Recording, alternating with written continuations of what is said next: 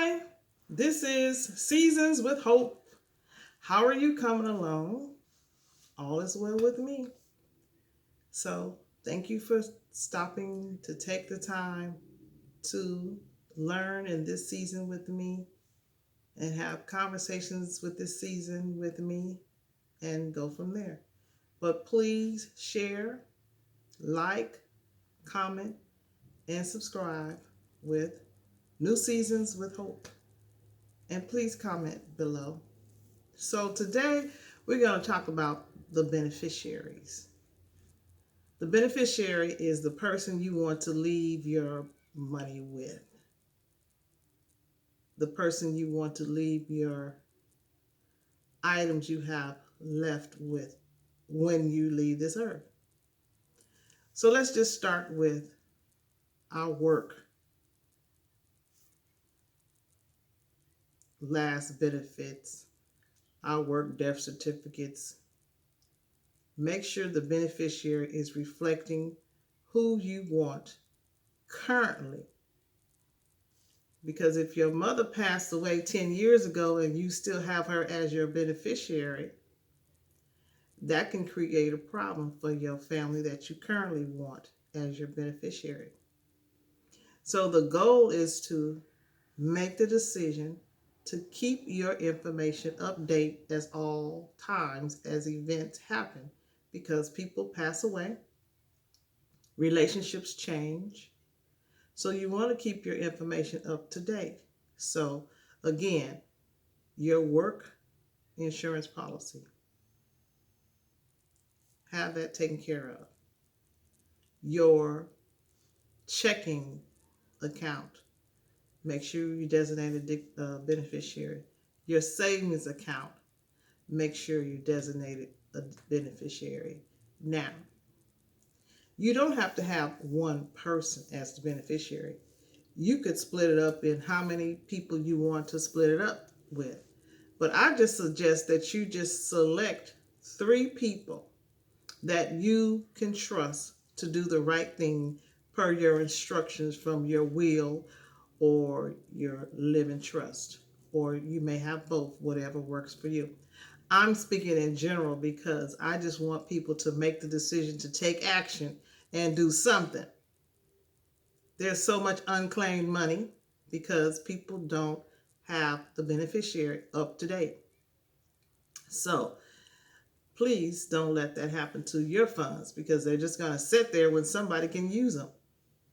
And again, I always say, if you don't want to give them to a family, give them to a friend, give them to a charity organization. Just don't just let them be out there in limbo, not being used. Let's share our resources for now and the future. Of course, I enjoyed my life. I'm going to continue to enjoy my life as long as I'm on this earth. So therefore, I want you to enjoy your life, but make the decision to also, for the future, name a beneficiary that's currently living, and that's what you want them to have, that money that's left. And then also, what about the hours you have at your bank or your investment company? Make sure all that stuff is accurate, you know? And then I always remind people, you enjoyed your life. So just let it go. People change. They might not do the right thing.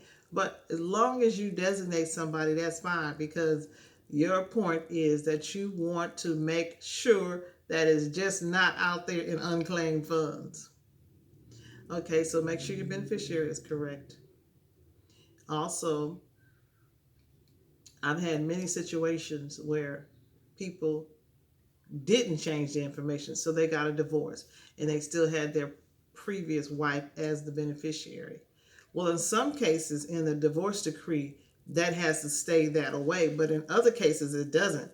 So if you don't change it, then you might have a situation there. But do know that people do fall through on those divorce decrees. It might be 20 years later, but they do fall through on them. So don't just think that, okay, they forgot about it. No, people want their money. because relationships are not only a testament of time and commitment. Okay, so you might have some money due. So get your money that's due.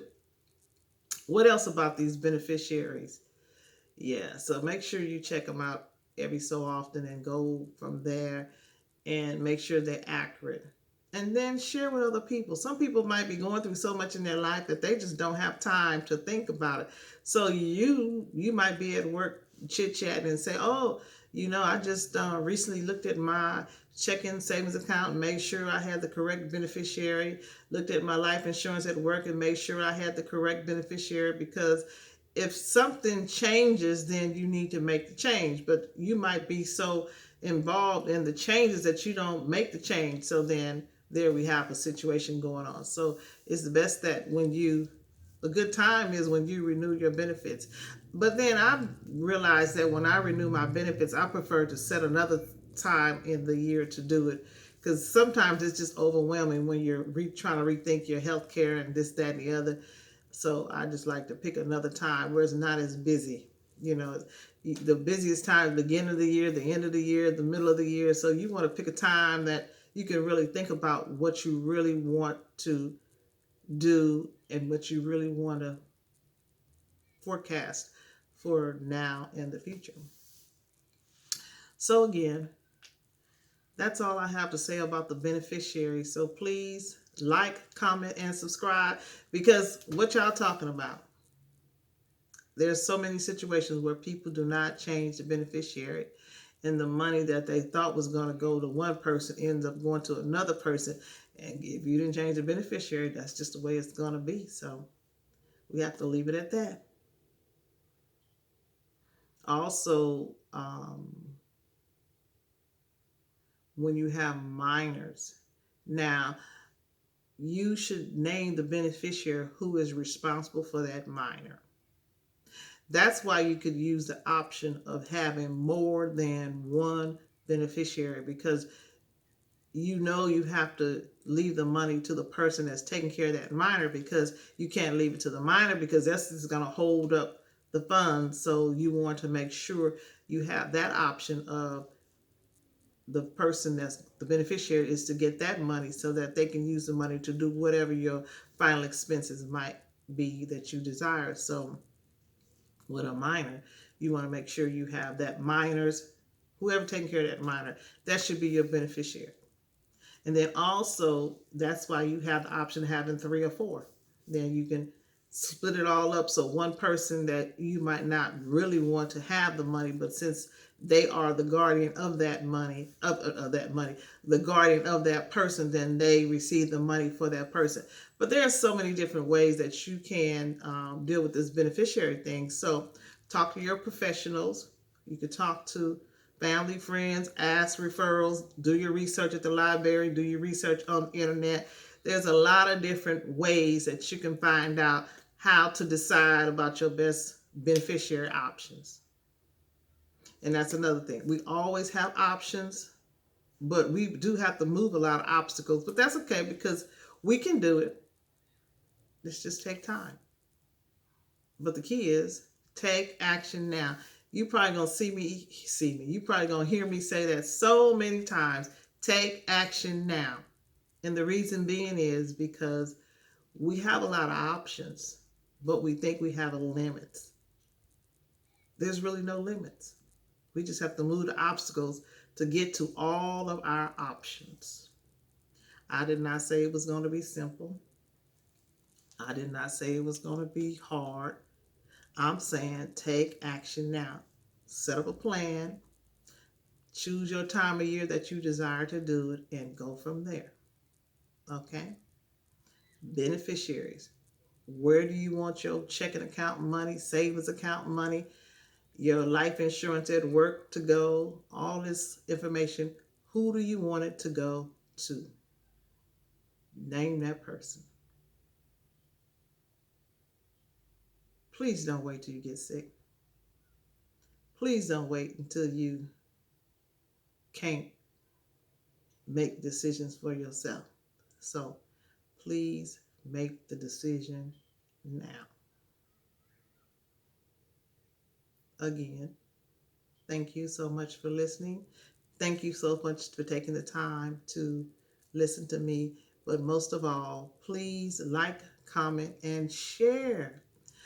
This is a conversation to start with your family and your friends so that they can do their information for themselves. What y'all talking about? New seasons with hope. Enjoy your joy. Peace.